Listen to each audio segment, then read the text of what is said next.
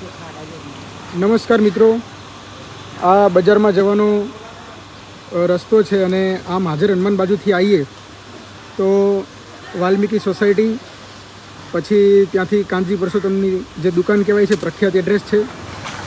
મુસ્લિમ સમાજના લોકો અહીંયા રહે છે. અહીંયા ઘંટી છે, મણિભાઈનું દવાખાનું થઈને જે વાયા રસ્તો જાય છે એ રસ્તાની હાલત ખૂબ જ ગંભીર છે અને આપણે સરપંચશ્રીને રજૂઆત કરીએ છીએ કે ટૂંક સમયમાં કામ કરો. સંપૂર્ણ વિશ્વાસ છે, મને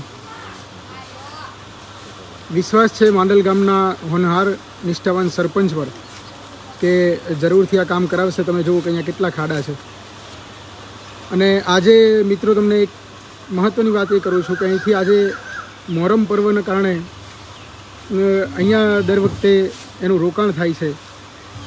તો અહીંથી જ્યારે લોકો નીકળશે તો આ ગંદકીમાંથી નીકળવું એ ખરેખર દુઃખદ કહેવાય. કારણ કે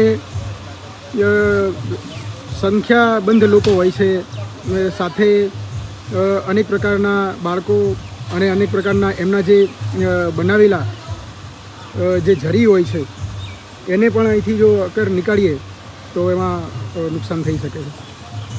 તો વિનંતી એ છે કે કાનજી પરસોત્તમની જે દુકાન છે ત્યાંથી લઈને અને મણિભાઈનું દવાખાનું છે ત્યાં સુધી અને વાલ્મીકી સોસાયટીના ઝાંપાની નાકે માટી નખાઈ જાય એવું આપણે કરીએ છીએ. જો કેટલા સમયથી કાકિયા બંધ છે? આ રસ્તો ખરાબ છે?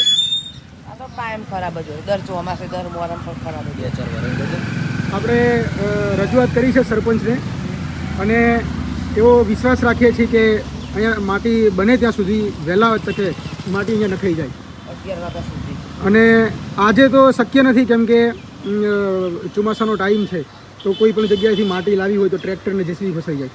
પણ ચલો આજનો દિવસ તો જવા દઈએ, પણ 1-2 દિવસમાં માટી અહીંયા નખાય એવી રજૂઆત કરીએ છીએ.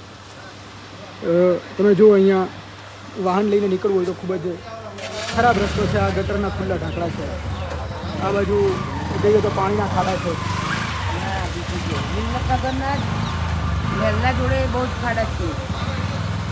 તો મિત્રો રજૂઆત એવી કરીએ છીએ કે બને ત્યાં સુધી વહેલા આ કામગીરી થાય અને અહીંયા જે રહેતા પરિવારો છે એમની સુખાકારીમાં વધારો થાય.